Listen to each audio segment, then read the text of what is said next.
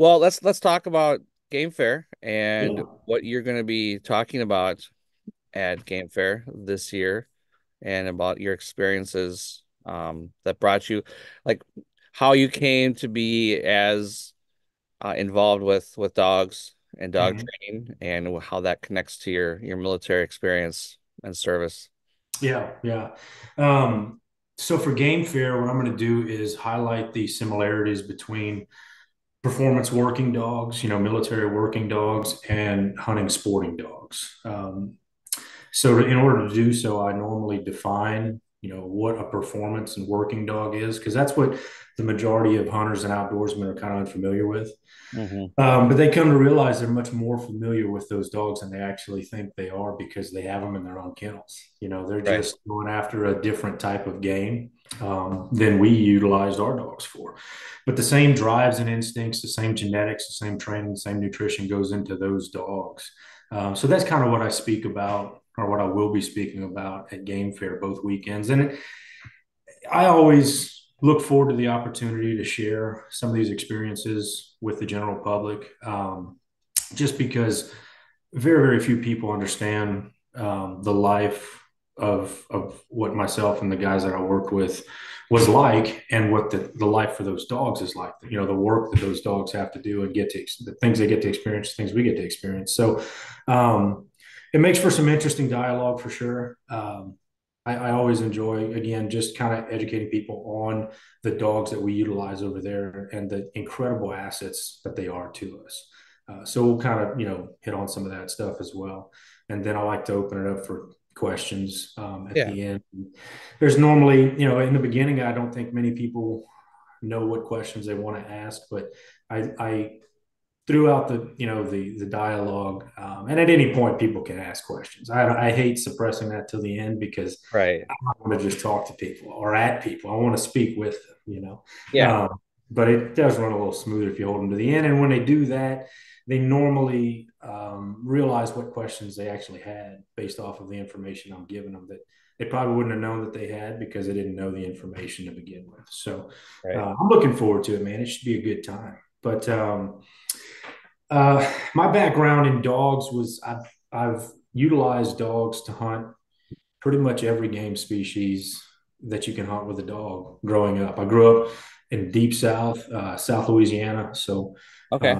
rabbit hunting was huge for me. Always had beagle hounds, Yeah. squirrel, hog hunting, and waterfowl, obviously. I mean, that was right at the end of the flyway. We Yep. always had a lot of ducks there. So waterfowl hunting was a lot of fun. And I've moved up to Tennessee. I was stationed at Fort Campbell for the Yeah. majority of my time in the military, and not a ton of ducks up here. So I stuck with the rabbit dogs and the upland bird dogs, which I didn't get a chance to utilize back home as much. But upland bird dogs and hounds, still, I've always had beagle hounds. I always will have beagle hounds. They're just easier to keep even when I was deploying, you know, um, Yeah. especially if you can get a buddy on board to help you Yep. out when you're going. But yeah, I've just always utilized dogs for the pursuit of game species. And it's not enough for me to buy a dog already trained. One, I've never had the money to do that. And two, I wanted to be very specific on how that animal interacted with me Mhm. and what I wanted to gain from that animal. So it always made more sense to me to create the dog genetically, if I could, breed myself, and to continue on with training that dog to reach my desired goals, right? So that was kind of my background prior to the military. And then that all took a back seat when I joined. I joined in with what's called an 18 X-ray contract. So it's basically you have the opportunity to go to Special Forces assessment and selection right off the street. Oh, wow. That path is a little different. You have to test for it physically and mentally, and then once you test, you get certain scores on those tests, you are awarded that contract option. You have to be a certain age as well. So some of those things lined up for me, and I went to basic training at Fort Benning, just infantry basic training, and then airborne school at Fort Benning, and then after that to Fort Bragg, Yeah. North Carolina. And these bases, by the way, have different names, but to me they'll always be Benning and Bragg, and that's Right. I don't even remember what they're called now. So that's why I refer to them as those names. But At Fort Bragg in North Carolina, that's where we went through assessment and selection for Special Forces. And once we did all that, it was a 2-year pipeline to become a Green Beret, to get your Green Beret. And then I got stationed at 5th Special Forces Group at Fort Campbell, Kentucky, where I was an operator for a number of deployments. And what happens in that world is when you reach seniority, they want you to utilize your experience and your knowledge to train the next, up and coming class of Green Right. Berets. They'd like to send you back to North Carolina, to Fort Bragg, to the schoolhouse. And I really wanted no part of that. Not that I didn't enjoy teaching guys. I mean, that's a big part of what we did overseas as force multipliers, where we would Yep.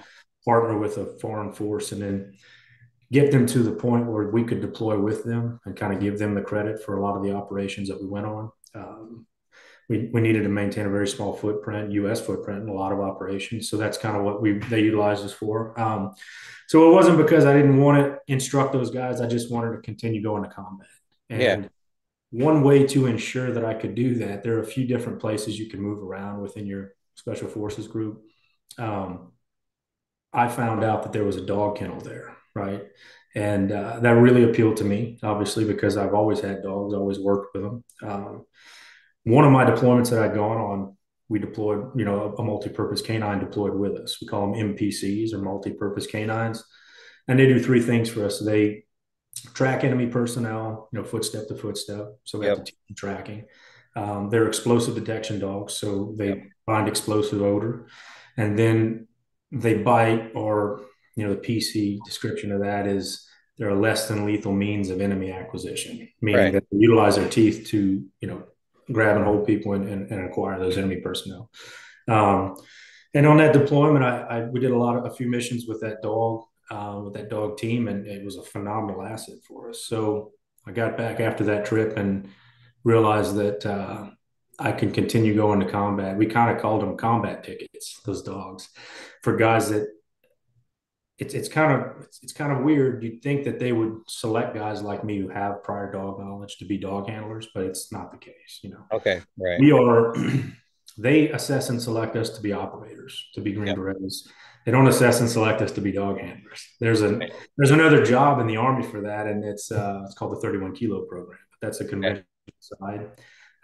So within each special forces group, there's a kennel there at that group, and those guys, those dog handlers, are Green Berets, and that's because we deploy with ODAs, or operational detachment alphas, Green Beret teams, special forces teams, and Yeah. it's much easier, much more feasible for us to fit into their rotation, fit into the missions if you're one of those guys already. You have all the same training background, understand the terminology.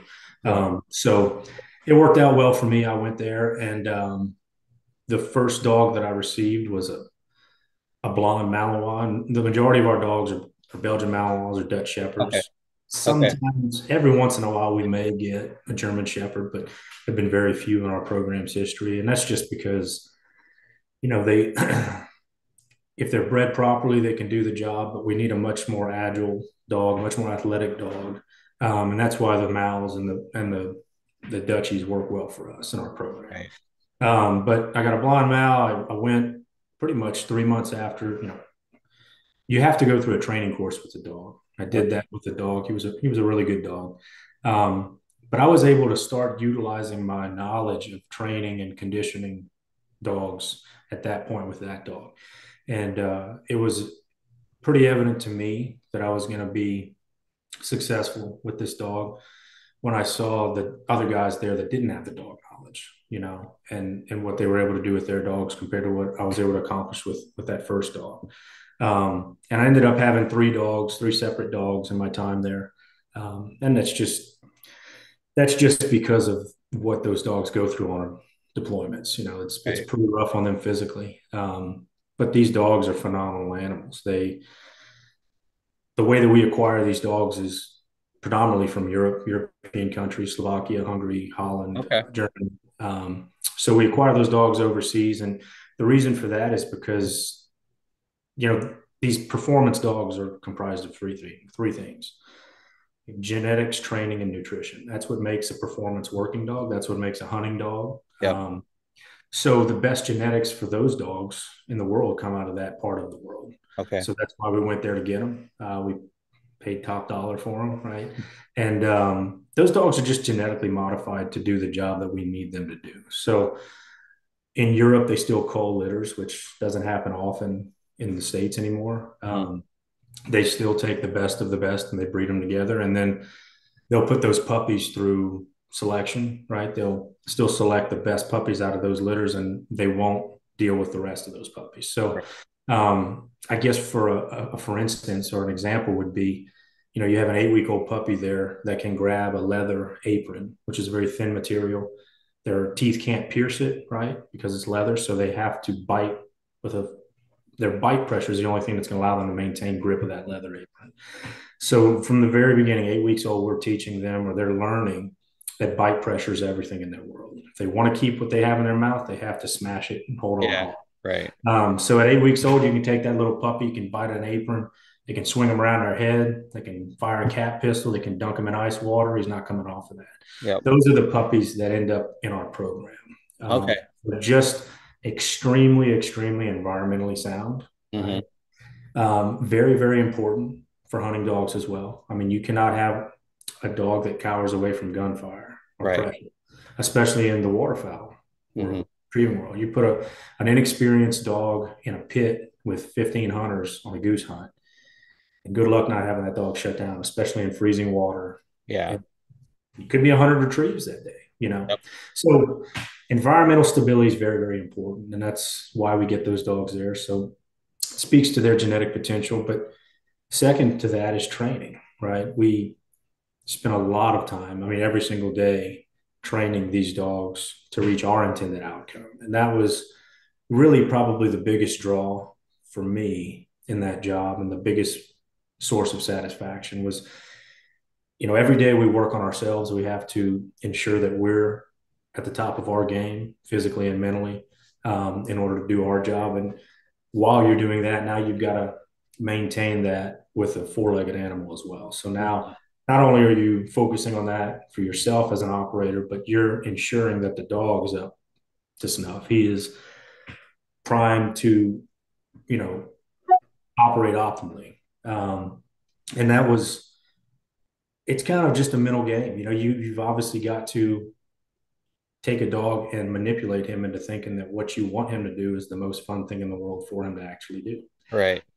So that mind game and that mindset going into work every day was a lot of fun for me. And a kind of an added bonus, obviously, is the better he is and the better I am at that, the better he is at his job, the more success we're going to have overseas on missions. And that's at the end of the day, that's at the forefront of our focus, right? Yeah. 100% success on missions. Mission success is critical for us. So, just having a lot of pride in what you do and in Yeah. yourself and in your animal and in your capabilities as a canine team is just a lot of fun. It's challenging every single day there. So it was a really good fit for me. And, it's not a job that is a in the military, we call it an MOS, military occupational specialty. It's not an MOS for us. My MOS is 18 Bravo. That's a Special Forces Weapons Sergeant. That's what my job is. But as a canine handler, it's not even an identifier. That was just an added responsibility for me that Okay. became probably the most fun thing for me in my military career. Right. Right. Okay. How many years were you in the military? So, total of 12 years. Okay. I got injured Um, and when I was the kennel master at Fifth Special Forces Group, broke my legs and my back and arm and ribs. I crushed both my femurs, my tibia, fibias, both legs got rods in them. So Wow. unfortunately, I could no longer deploy. Right, and Hmm. as a Green Beret, that's what the job is. Right. So they medically retired me out of the military Okay. right at about 12 years. Yeah. Okay. Gotcha. Yeah. Now, as an X-ray, um, it took me about 2.5 years to get to group. So I was operational for a little over 10 years as a Green Beret. It was the kind of the most direct, well, it is the most direct route to special operations in the Army. Yeah, yeah, you took that quick route there. That's Yeah, a little cheat code, man. yeah, no, that's awesome. I mean, if that's what you want to do, and Yeah. you can, like you said, if you can meet the qualifications to achieve that mentally and physically, that's great.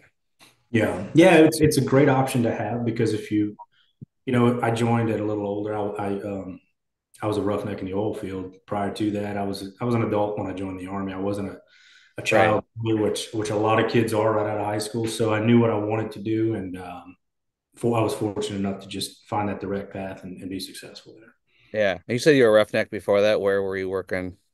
Yeah, all over the Gulf Coast, from pretty much Mexico to Florida. Okay. Then I moved offshore, but I enjoyed that job. It was very physically challenging, and it Right. was a lot of fun, a lot of travel. I was a single guy, Right. and that's kind of why I joined the military. Hmm. Also, I kind of maxed out the fun I was having in that job, and I was looking for something a little more challenging. And I wanted to. I'm a patriot, if nothing else. I'm very, very, very fortunate to have been given the opportunity to live out what I believe is my life's purpose, which is patriotism. So it's been extremely it's been a huge blessing for me to be able to live out that intended purpose with the guys that I was able to do it with. It's been the greatest honor I've ever known and ever will know. And when you're able to do it at the level that I was fortunate enough to be able to do it at with the guys, Yeah. that I was able to do it with, I always wanted to be the worst guy on the team. And that's not hard to do because you're surrounded by studs. Right. It always gives you something to work towards. But yeah, the class and the caliber of men that I was surrounded by for that decade of my life is um, I'll probably never get there again anywhere else in anything else that I'm doing. So it's made me fortunate enough to be married and have 5 children. It's made me the husband and father that I'm able to be. So Yep. a Yep. lot of good came out of it for sure. Yeah. How many how many deployments were you part of? How many over those 10 Yeah, years? so I had about 6 deployments, Okay. and 3 of those were as a dog handler. So, Okay. and those deployments can last anywhere from 6 months, 3 months to 6 months, depending on what kind of deployment you're going on. Yeah. And then after, those guys were doing those year-long stints, and not a lot of special operators do those long ones. It's more of a conventional Okay. Right. Yeah. deployment schedule. Yeah. But and when you are not overseas, you're still gone from home quite a bit because you're training and going to schools and courses. So it does take a massive strain on the family. Yeah. And again, my ability to have good dogs, good hunting dogs that I was able to deal with when I wasn't deployed was pretty difficult. If I didn't have buddies helping me and my my wife helping me, and those dogs drove her nuts. It was really Yeah. just for me because you got English pointers that want to run 30 I was gonna miles. say they're high energy dogs. Yeah. Right. Yeah. Yeah. But yeah, I'm at a different point in life now. So I'm looking forward to really keeping dogs that I normally had to sell before deployments. I went through a lot of Right. dogs, but yeah, I'm at a different point now. So my dog, I guess where I am dog wise is really good now. It's a lot of fun. Right. Okay. Great. Where were some, as much as you can share, where are some of the places that your deployments brought you? Yeah. So Fifth Special Forces Group's area of operation or area of responsibility is the Middle East. Hmm. So I went to a lot of Middle Eastern countries. Um, there are some countries that we just move through, like Kuwait. There's really nothing going on, places like that. But Saudi Arabia, Egypt, Israel, Syria, obviously Iraq, Lebanon. Those are all countries that I've been to. And some of those countries, you just go to Jordan. It's another country. You just go to train some of those foreign fighters. Yeah. Other countries there, and some of those other trips were combat trips, which are the ones that are sought after, right? So that's another reason why the NPC, was like a combat ticket. Yeah. Uh, you're required to go on some trips, like I said, where your sole purpose is just to train up the foreign forces of another country, and I didn't want to do that anymore. I did 2 of those, and that was more than enough for me. Hmm. Um, so what would happen is, in our company, a mission would come down and you guys would all compete for the mission. The best team would go.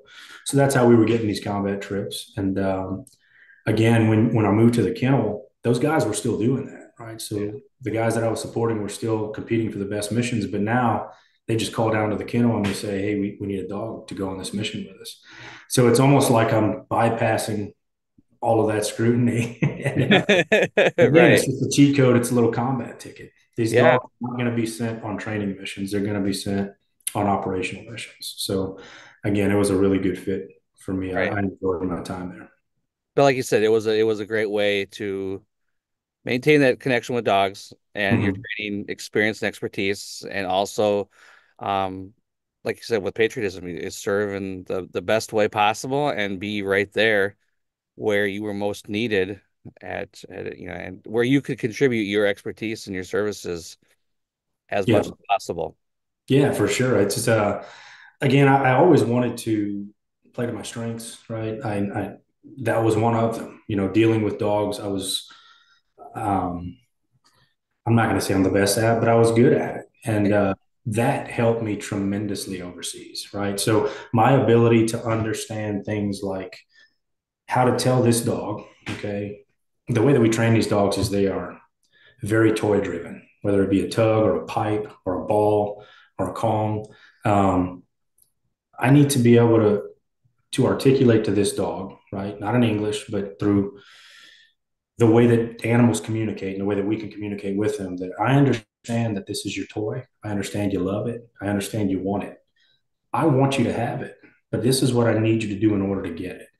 And once the dog realizes that you're not just standing in his way of getting this thing, this object that he really desires, once he understands that concept that, okay, this guy wants me to have this and he's going to give it to me, but I need to do something in order to get it. And that dog starts trying to figure out what it is you would like him to do in order to get the toy. Now we're on to something. And when you build off of that relationship with the dog, that's your launch pad. Um, you create a dog that's constantly looking to you to try to figure out what it is you want from him. And that's makes all the difference over there because it's pretty chaotic. These But these combat situations, nothing ever seems to go right. It's just controlled chaos, is really what it is. And dogs feed off of our energy. yeah, They feed off of, you know, anxiety trickles down leash, right? I tell guys that all the time. So if you're worked up, your dog's going to be worked up. If you're getting shot at, but you can keep it together and go out there and play with the dog and make him realize, man, this isn't a bad thing. Because dogs don't understand. They do not have cognitive reasoning capabilities like right. humans do. Yeah. Um, so you're basically again manipulating this dog into doing for you, um, what you'd like him to achieve while making him think it's the most fun thing in the world to do. Um, and again, that just takes a different level of thinking, a different type of thinking. But Right. it's challenging enough to make it something to look forward to going to every day to work. Right. Um, I, I I can't describe enough how much more fun it was to go and try to outsmart a dog every day than go and deal with bureaucracy, Oh yeah. Heck with yeah. leadership and everything else. Uh-huh. So again, it was just like a vacation for me. It really Yeah. was. Well, dogs are a lot more easy to work with, like you said, forgiving, and they don't do the same dumb things that people do. Yeah. Oh yeah. Right. Very forgiving. I mean, you're Right. absolutely right. I mean, and when they understand again, when they understand that you're a catalyst to what they want and what they desire, instead of standing in their way or impeding them, Yeah. now you can really start working with that animal. Right. And that's always where you want to get. And then it's unfortunate for us because we only have about 3 years there, or we're supposed to only have about 3 years there. But if you're good, then you can stay longer.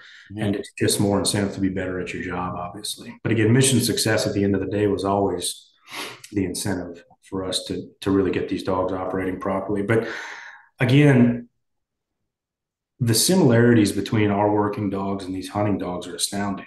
Mhm. Um, I was actually able to procure the first Labrador Retriever for Fifth Special Forces Group during my tenure there as kennel master. And that was because we had a pretty unique mission set come down, and we needed a dog that had no bite capability. Right? He was never going to be thinking about the potential to bite, because I can promise you, we have some dogs that enjoy the hunt, right? I really select for hunt drive in a dog, not prey drive so much. These herding breeds should all have prey drive. So Right. that's very common, but hunt drive is something I really look for. That's the desire of the dog to search for something with his nose.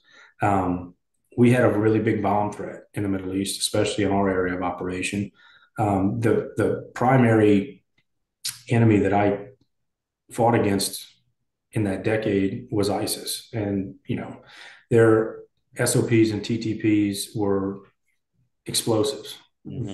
There were a lot of IEDs that we had to find, Yep. a lot of explosive odor, factories where they would make these IEDs. So having a dog that could hunt and enjoyed hunting, regardless of the temperature, regardless of the environment Right. that he was in, was huge for us. So again, hunt drive was big for me, but having the mental clarity was also something that was very important. And for this one dog that we utilized specifically as a camera dog, so we put a camera on his head and a radio collar around his neck, and Hmm. we basically utilized him as a four-legged robot. Right. But he had no, he had no affinity to bite. He never wanted to. He's a Labrador, but that we purchased that dog because he failed out of the hunt test world, the retriever world. Sure. He was doing some weird stuff on the field, and they wanted to get him out of the program. And he worked phenomenally for us because he was already pretty good with directionals, right? We were able to utilize that Labrador Retriever based off of his basic understanding of directionals, right? Voice and hand directionals. And then put him on a radio collar and teach him how to look left, how to look right, look up, look down. He was force fetched, obviously. So we were able to utilize that dog to put breaches on doors, go put tags on cars, all kinds of cool things that we were able Yeah. to use that dog for. And then that got us into teaching our other multi-purpose canines, our Belgian Mals and Dutchies, directionals, right? So standoff is a big thing in our world. You want to be as far away from a bomb that's potentially going to go off as possible. So um, historically, a lot of the searching was done on a 30-foot leash or a long lead. And a lot of the reason for that, there's a lot of different reasons. If you're in a certain environment, you're going to want to have your dog on leash. Some might have to have your dog on leash. Other, a lot of the time, it was just because the handler didn't have good control over his dog, Hmm. because he wasn't able to get him up to that standard to be off leash and working, still under control, but off leash, right? So, teaching guys how to utilize e-collars properly, how to, Pat Nolan is a world class trainer that has always made himself available to the special operations community, both in the Army, Navy, all over the place. And he would come to us and he would help us teach our dogs directional training, force fetching Mals and Dutchies, right? That's you don't want to be around their mouth if you don't have to be. But it really helped us, show that dog that we understand your mouth's a tool, but we're going to utilize it for our intended purposes. You can't Yeah. just lash out with it whenever you don't want to work for us. Um, so, teaching these dogs directionals like you would a waterfowl dog was crazy, but it allowed us to stay 300 meters away from a potential explosive device. Being able to understand odor, and that's something that I'll touch on in that talk that I give at Game Fair is really big. We get taught about what odor does. It's heavier than air. It clings to things like that. Now, odor is odor, whether it's explosive odor or narcotics odor, or the odor from an animal, right? Understanding that it's going to pool in lower areas, understanding what wind does to odor, understanding what humidity does, what the topography of the earth does. Yep. And my understanding of that prior to running bomb dogs, by putting, utilizing the wind in my favor, and putting dogs in productive areas of a field based off of my knowledge of what odor was doing. There may be a covey of quail on this hilltop, right? But what's the wind doing? How long have they been there, depending on what time of day it was? Hmm. Understanding UV rays kill odor. Understanding moisture helps in a lot of instances. Humidity helps. Just you're going to get a lot more success out of your dog in the field if you understand what odor does and you hunt accordingly. If you just strike off from the truck and take off and throw any of that knowledge to the wind, you're going to have a lot harder time finding whatever you're after. Right. You can understand odor, understand wind, understand humidity, topography of the ground. You're going to be a lot more successful and you're going to waste a lot less time. So a lot of that helped me overseas, especially wasting less time. You have a group of killers behind you that wants to go and do the job, but they also respect bombs. Right. So they're going to wait for you to make sure that they don't find them with their feet most of the time. Yep. Not all the time. They are hard chargers, man. But that's been very very beneficial for me. My understanding of how and where and when to place the dog so that he's got the best chance of success. Really cut down on time over there, and then being able to read a dog's body language. Especially we say our dog's getting birdie when they're in the upland world, right? Whenever he comes into bird odor, um, you can see some of these hounds.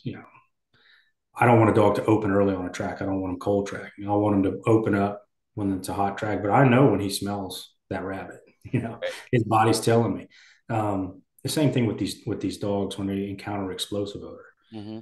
My ability to recognize that change of behavior in the dog and then pull him back, Yeah. reward him,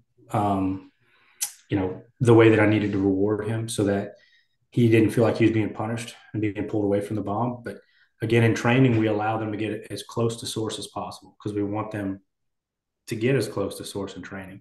Right. Operationally, you've got to pull that dog off well before then because you're going to lose your asset if you let him go and sit on a bomb.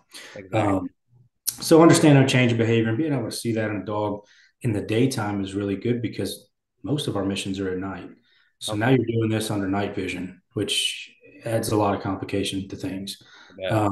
So the better you are in the daytime, the better you are doing it for fun in the hunting field, the better you're going to be doing it at night overseas on combat operations where it really matters. Right. Earlier you said that there's three things you talked about: genetics, you talked about training, and then you talked about nutrition, which connects probably to what's your work with kinetic and how did you come to that? Yeah. Yeah. So kinetic performance dog food for them, I pretty much maintain and run the law enforcement and military side of the house for them as far as sales goes. Um, I found kinetic when I was a handler at Fifth Group. And, we hammered down on the genetics, we hammered down on training. We spent a lot of money in both of those areas. And then we don't fuel the dogs properly. We were not fueling our dogs properly. So a dog's never going to reach his genetic potential or the potential that you've trained him to reach if he's not fueled properly. In special operations, we work very hard on our conditioning. We've got strength and conditioning coaches at every unit. We've got dietitians. We've got um, physical therapists. We take care of ourselves in every regard. We were not taking care of our dogs nutritionally, and we were never reaching the genetic potential or the potential that they were trained to reach as a result of it. And when we rectified that, now we tried every single dog food out there in order to find out it worked. And the only reason that I have a relationship with Kinetic is because it changed my life as a dog handler because it changed my dog's potential as a performance animal. Interesting. Um, you can't have a rocket ship and not put high octane fuel into it. That's the bottom line. It's not going to function properly. And I cannot afford for my dog over there to be more concerned with joint discomfort or gut discomfort or have a lack of mental clarity because I wouldn't be talking to you today if that was the case. So we were having a lot of health issues with our dogs, and we have a vet on staff at all of our units. And veterinarians are really good at being reactive and not being proactive. They fix deficiencies with medicine and surgery. Very rarely do they ever try to fix them nutritionally before we have to deal with them. We cut down a lot on the vet visits with our dogs once we started giving them the proper nutrition levels and types. So again, it all just boils down to if you have a performance dog, you've got to understand how to fuel that animal. We are subject matter experts in that world. So nutrition was nothing different. I was kind of tasked with figuring out that problem. My kennel master, my boss came to me and said, figure out this dog food problem. We just knew there was one. We didn't know how to figure it out. So we just started going, looking for performance dog foods and trying to feed them. But we see it time and time and time again. Our biggest clients are law enforcement, military guys, but a performance dog food feeds performance dogs, right? Right. Your Labrador that's in the hunting world, that's in the field trial world, is a performance animal. These pointers, setters that are running 30 miles a hunt sometimes, day after day, are performance animals. These hounds, dock diving dogs, all those dogs, man, they're all performance animals. And if you're not fueling them properly, they're physically going to fall apart, or worse, they'll never reach their full potential. Right. And for us, the difference between reaching their full potential and not reaching their full potential was mission success or mission failure. And unfortunately, we were having some issues on missions. You know, when you can't have a dog work for more than 20 minutes, that's a problem. When Yeah. you're constantly having to stop and break the dog because he's just gassed out because you're not fueling him properly, that's a problem. Again, I told you, in the field when I'm hunting, if the dog's not performing properly or if he gets gassed, and I just put him in the truck and we probably go drink beer sooner that day, right? Over there, people are going to die. You Right. know, my buddies are going to die. They're not going to go home to their families. They're behind me. So if they die, I definitely died. It's just it's just a no fail task. And when you're up against those types of odds, you have to have the best equipment for the job. And that's how we found that food. And I'd been doing quite a bit of kind of consulting for them as I was getting out after my injuries, and I kind of just came on full time with them. And it's been a lot of fun because I love still dealing with the guys that I used to work with, Yep. whether it be in the military or law enforcement, SWAT teams. We feed a ton of them, but before I was ever a soldier, I was a hunter. And after I'm a soldier, I'm a hunter. Yep. I'm going to do that till I die. Right. So that crowd of people, I'll be honest, made me the type of man that I am today, the Mhm. type of man that was able to excel in the special operations field in the military. Um, and the majority of us in that environment are country boys, you know. So we got pretty good at shooting because we've been shooting our whole lives. We got Right.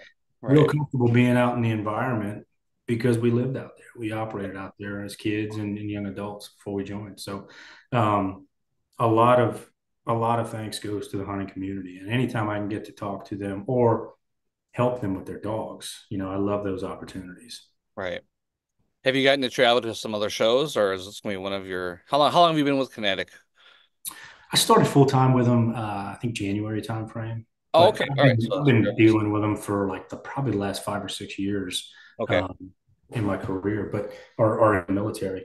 But yeah, I do quite a few shows. A lot of them are law enforcement and military Okay. conferences, or I Yep. do nutrition classes. So I specifically instruct handlers mostly on how to fuel a performance canine Okay. Gotcha. nutritionally. And, a lot of that is starting to move into these sporting dog events and venues.